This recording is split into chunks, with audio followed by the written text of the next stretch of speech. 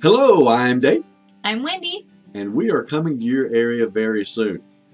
We're very fortunate. We get to work with the extreme poor in Africa, teaching them all kind of things. We teach them how to be self-sustainable. We teach them organic gardening, nutrition and natural medicine education, and income generation. And the opportunity arises often to teach them Torah, about Shabbat, and the feast of the Lord. Very well received there so far. It's incredible. Yeah, the harvest is amazingly ripe, and hopefully we'll get an opportunity to share that with you. It's awesome. One of the things we learned from our organization is how to cook food with very little fuel, if any, and how to make natural gas from food scraps.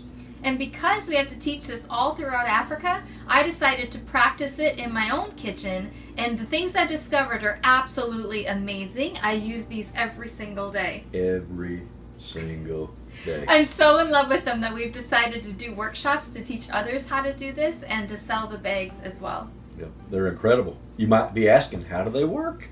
Very simple. Bring your food to a bowl, let it simmer a couple minutes, throw it in the bag, cinch it up. What the bag does is it doesn't allow heat to escape. It's a heat retention device. So it cooks like a crock pot does in just a couple minutes without being plugged into any kind of heat source. It's amazing. Yes, and it will actually, any recipe you can make in a crock pot, as long as there's enough liquid, you can cook it in these. Let me show you some more ideas on what you can do with these. I like to start porridge the night before or as soon as I wake up in the morning. The table is set and ready when everyone else is. The porridge is cooking right on the table. When it's time for breakfast, I simply remove the pot from the cooking bag, set it on a trivet. The pot will be hot, but look how fluffy and wonderfully cooked and hot this porridge still is at breakfast time. This method of cooking chicken and broth makes the most tender and flavorful and nourishing broth ever. Look how the meat just falls off the bone. Brown rice is so handy to have set aside and ready for your meal, and it stays warm all day long. Nothing overcooks. Everything cooks perfectly and then just stays warm from there, making it the perfect method for cooking beans, especially a bean soup mix where you have beans with all different cooking times. With this method, every bean cooks exactly to perfection. Hey guys, this is Raymond. We're going on a PowerLess cooking adventure here. So what happens when you're home alone and you don't know what to do? You only have cereal and you have no idea what to make yourself? Well, here you go. This is a simple cooking recipe you can make here. You got equal amounts noodles, water, hot dogs. Here you go. First thing you want to do, pour in the noodles right there. Then go with the water. Go with the hot dogs.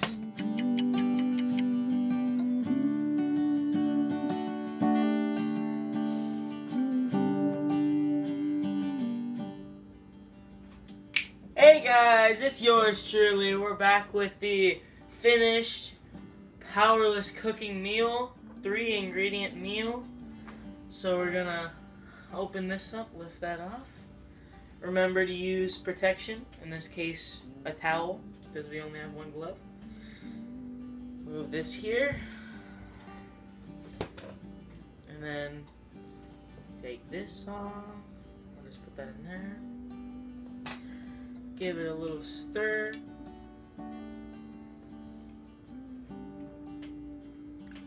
Perfect, pristine hot dog. I'm gonna rate the noodles here.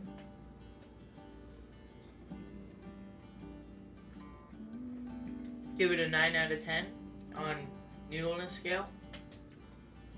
And then these bad boys right here.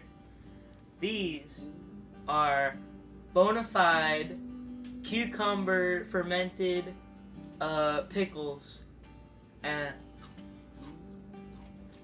best pickles out there. Foods can also be kept cold, making it the perfect picnic basket.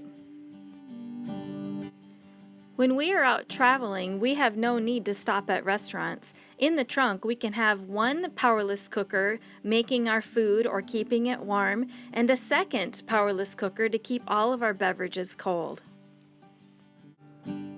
To cook with pots started in a campfire, simply put a nice wooden trivet in the bottom of the bag, maybe line it with some towels, and then stick a towel underneath the cast iron pot to make up the space from the legs of the pot.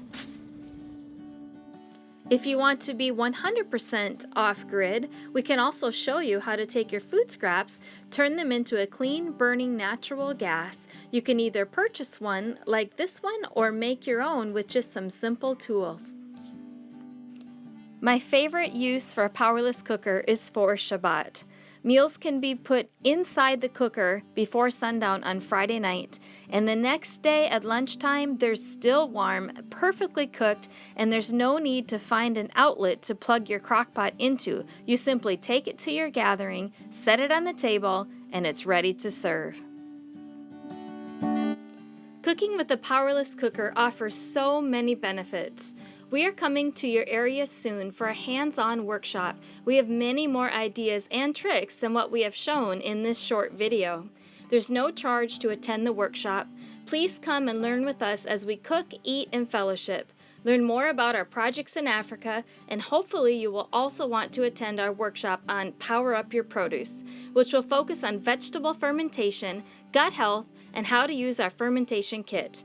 We were the first ones ever to create a jar top fermenting kit all the way back in 1994. See you soon!